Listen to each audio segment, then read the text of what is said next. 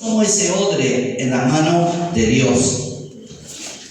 Dios nos va a traer a nosotros como nos trajo. ¿De qué manera nos trajo? Fracasado, perdido, alejado del amor de Dios, que todos sabemos y entendemos. Y un día Dios se revela en nuestra vida, de distinta manera. Dios ha hecho un trabajo precioso con cada uno de nosotros.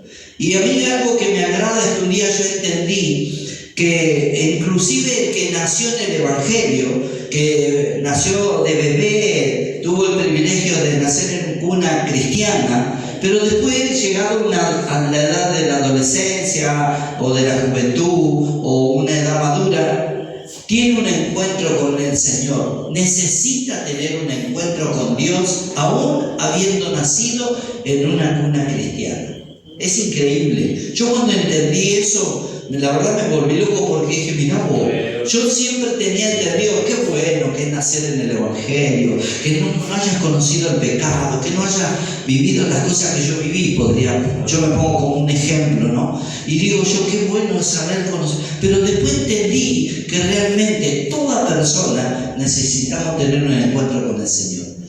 En alguna medida Dios se tiene que revelar a nuestra vida.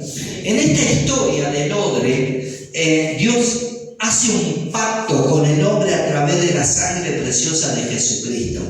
Usted sabe bien que nosotros no somos poca cosa ante los ojos de Dios, que hemos sido comprados a un precio grandísimo. No hay dinero, ni oro, ni nada que se pueda relacionar el costo de cada uno de nosotros con el amor de Jesucristo de entregar su cuerpo, porque era el sacrificio perfecto para que nosotros seamos alcanzados por su amor.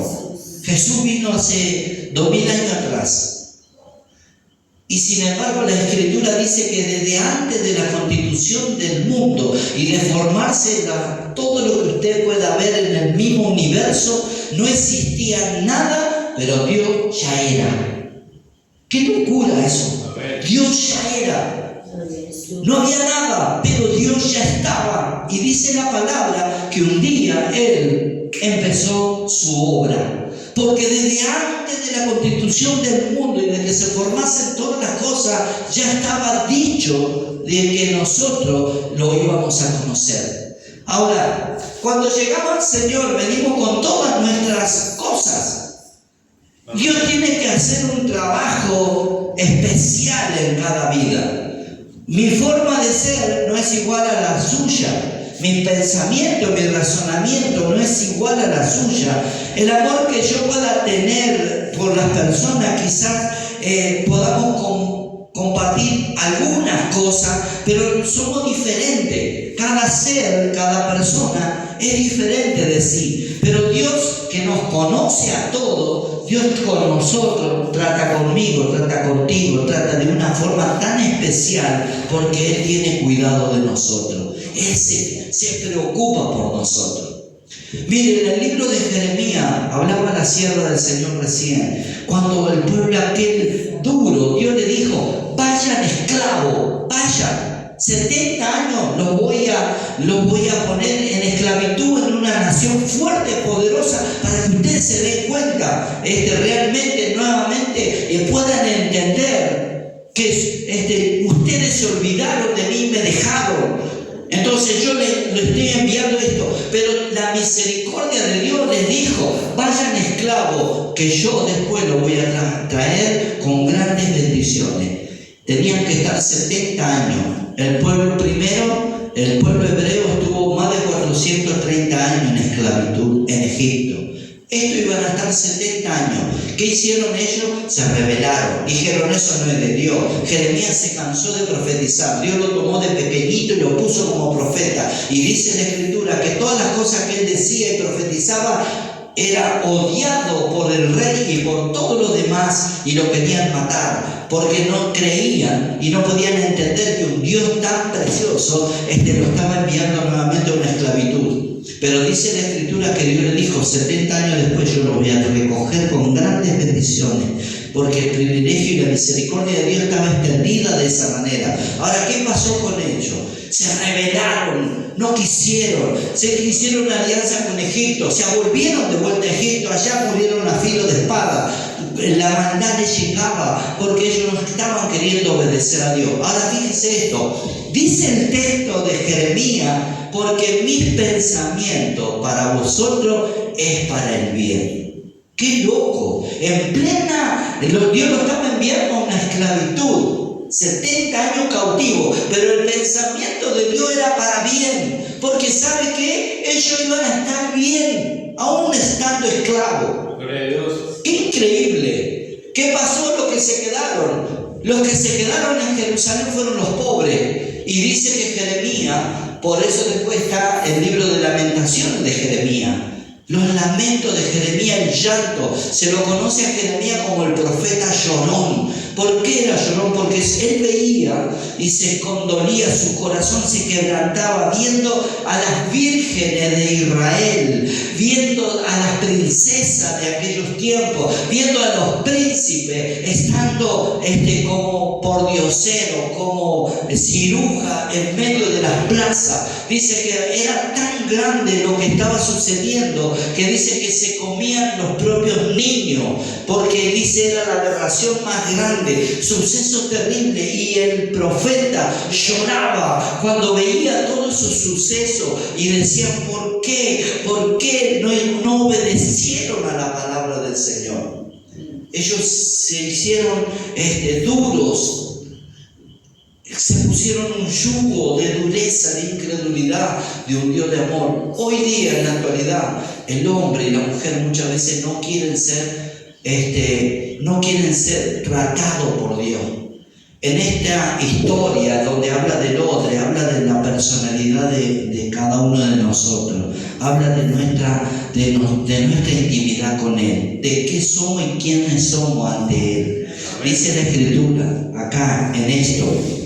Dice que realmente el odre tiene un proceso para que sirva.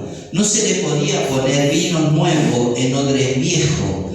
Mucho de ese texto se tomó para utilizar el tiempo de lo profético, lo apostólico, y utilizaban que este era el tiempo del vino nuevo, y etcétera, etcétera. Pero la Escritura que habla acá de Jesús, él hace una reflexión, porque él todavía no había sido ascendido a los cielos. Entonces tenían que preparar a los discípulos, porque iba a llegar el tiempo donde los discípulos iban a tener que ayunar y orar, porque venían persecuciones terribles sobre su vida y sobre todos aquellos que iban a ser llamados a ser convertidos al Señor. Usted sabe bien que la predicación de Pedro en aquella oportunidad del libro de los Hechos capítulo 2 dice que por esa predicación, gritando a voz de cuello, 5.000 personas fueron salvas. Amén. ¿No? O sea, 3.000, algo así. No me acuerdo bien de los números, pero en 2 predicaciones gritando, Pedro atrajo 8.000 judíos, se entregaron al Señor. Y dice en la Escritura que fueron compungidos su corazón, el Espíritu Santo trabajaba en medio de ellos y obraba preciosamente. Dios sacaba a luz el pecado, sacaba lo oculto del corazón, las intenciones del corazón. Y dice que muchos entregaban sus pertenencias, sus heredades, iban y se la daban al apóstol, como que usted hoy venga y le diga a su pastor: pastor, mi casa es suya, tome, ahí la tiene. Ay, Dios, no le quiero dar, no. Pero en aquel tiempo dice que ellos no decían a nadie: esto es mío, yo di más que vos. No, todas las cosas eran comunes. Ese fue el principio de la iglesia. Dios tuvo que tratar con los discípulos, por eso les dijo: es necesario que primero aprendan y entiendan esto, para que después sí van a ayunar y van a orar y van a ver la mano poderosa de Jesucristo obrando con ellos. Ya no iba a estar Jesús, ya iba a estar en los cielos, iba a estar obrando, iba a ser el intercesor entre Dios y el hombre, y el Espíritu Santo de Dios con ellos, con esos 12, se iba a extender el reino al norte, al sur, al este, al oeste, porque se tenía que cumplir la predicación de Jesús. Ellos llevarán mi palabra a Samaria, a Israel y a todo lugar y hasta los más rincones de la tierra, hasta los confines de la tierra iba a extenderse el Evangelio. Y es lo que nosotros vemos hoy día, 2000 años después, cómo el Evangelio del reino se extendió hacia todo lugar. No podemos decir, en algún lugar no se predicó todavía, pero realmente se ha extendido por todo lado, solamente con 12 varones, pero después Dios empezó a añadir a la iglesia a los que habían de ser salvos. Entonces Dios le estaba hablando, o sea, Jesús le estaba hablando a sus discípulos y decía, llegará el momento. Por eso es necesario que hoy entiendan que el odre, que es tu cuerpo, se tiene que preparar de una forma especial. Debo tratar con ustedes personalizadamente para después ponerle el vino nuevo en odres nuevos, para que entonces ese vino que va a fermentar trabaje conjuntamente con el cuerpo del odre, de esa tinaja que iba a estar ese vino, y en la fermentación del vino no se iba a explotar ese cuero, pero necesitaba algo. ¿Sabe lo que necesitaba el odre? Un proceso. El proceso que cada uno de nosotros hemos pasado por diferentes etapas de nuestra vida. Miren lo que yo anoté acá. El primer punto o el primer paso, yo le puse así. Dijo Jesús, vino nuevo en odres nuevos. El primer paso de cómo se trataba el odre. El odre era una tinaja de cuero. Entonces tenía que ser preparado previamente. No se lo podía usar así nomás. Y en esto que yo saqué, dice, los odres eran sumergidos en agua muchos días. Muchos días debía ser puesto en agua el odre para que empezase a trabajar, a ablandarse y a tener un trato. ¿Qué es para nosotros el agua? Dice Efesios 5:26. Le invito a que me siga. No se me duerma, dijo un pastor. 5:26 dice de esta manera. Seguramente usted ya lo sabe. Y este es un texto para confirmar el trabajo del odre. ¿Y qué es el agua para nuestra vida? Dice Efesios 5:26. Está hablando de someterse el uno al otro y empieza a hablar de los maridos, de las esposas, que tiene mucho que ver con el odre. Si un odre nuevo no está cambiado y transformado, generalmente va a ser un yugo desigual. Pero cuando los dos están en la misma sintonía con Dios, Dios hace que el trato sea de la misma manera. Y dice que Jesús utilizó ese concepto del matrimonio con la iglesia. Y dice acá, en el 26 dice, para santificarla, habiéndola purificado en el lavamiento de agua por la palabra. ¿Qué es el agua para el odre? Para el odre espiritual es la misma palabra. La palabra es la que nos va cambiando. La palabra es la que nos va llevando a una verdad. No hay otra verdad que Jesucristo. Hay un montón de referencias. Puse un ejemplo el pastor la vez pasada respecto a algunos tips de opiniones, pero realmente en Dios no existen las opiniones. En Jesús no hay opiniones. Jesús es la verdad y hay una sola verdad. Él dijo, yo soy el camino y la verdad y la vida. Nadie va al Padre si no es por mí. ¿Cómo quiere Dios que nosotros estemos? Como Él quiere que su iglesia esté. Como dice, que debe estar unida en un mismo sentir, así como el marido debe amar a su esposa y viceversa. La esposa debe amar a su esposo. Son dos personas que tienen diferentes pensamientos. Yo siempre le digo a mi esposa Mariana, y se lo decía a Liliana en aquel tiempo, porque busqué una esposa que se llame Liliana y Mariana, pero no. Y en esas cosas yo siempre le decía, vos sabés, con Liliana ella era mitana, ¿vio? Era la tana. porque ella era hija de Cam. Y yo le decía, Tana, yo y vos somos el día y la noche, somos el agua y el aceite. No nos entendemos. Si a ella le gustaba, ay, vamos a tomar mate del río. No, yo no quiero ir al río. Vamos a ver una película esta noche. No, no quiero. Yo no quiero corredor. ¿Me entiendes? ¿Te gusta el guiso? No, no quiero guiso. Éramos el día y la noche. Pero después empezamos a aprender algo que se llama ceder. ¿Conoces esa palabra? Ceder. No me gusta, pero acá estoy. Yo te acompaño. ¿Vamos al río? Vamos, amor, vamos. Llevemos el termito, dale, llevemos el termito. Y me hice adicto al termo a ir a tomar mate al río. ¿Entiendes? Empecé a ceder. Porque donde no hay que uno vaya cediendo, las cosas no van, no avanzan. ¿No? A mí me gusta levantarme temprano. ¿Qué temprano? Yo me voy a levantar a las 11. El domingo no me molesté ni se te ocurra venir con el mate a la cama porque te saco mínimamente las patas. En cambio yo a las 8:30 de la mañana le estoy llevando el mate a la cama. Le llevo la factura, si hay factura, y si no pan del día de ayer, tostado, no importa. Lo importante es pasar un buen momento.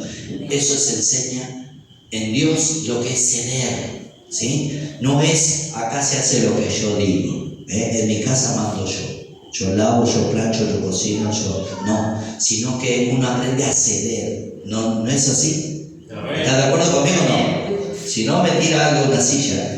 Bueno, en este tema donde Jesús le habla y después el apóstol enseña respecto a cómo debemos ser santificados a través y limpiados a través de la misma palabra, porque la palabra es la que nos redarguye de pecado, ¿sí o no? Amén. Las cosas malas se notan. Afuera no hay palabra de Dios que me diga es pecado, porque aún siendo religioso, el religioso repeca mal. Porque no tiene un temor de un Dios verdadero, porque no nació de nuevo, entonces para él le da lo mismo. Yo tenía un conocido que cuando nos encontramos, justo él salía de la iglesia católica de a 2 cuadras de casa. Y usted sabe que cuando lo veo le digo, hola Charlie, ¿cómo está? ¿De dónde venís? De la iglesia, me dice. Ah, sí, le digo, ¿y bien? Le digo, sí, olvídate, dice. Me confesé, ya estoy limpito y renovado, así que a partir de mañana arranco de vuelta, ¿entiendes? Pues él creía que ya el hecho de haberse confesado ya estaba todo más que bien, y la Escritura nos enseña que el que pecaba ya no peca más, que el que mentía ya no miente más, que el que robaba ya no roba más, que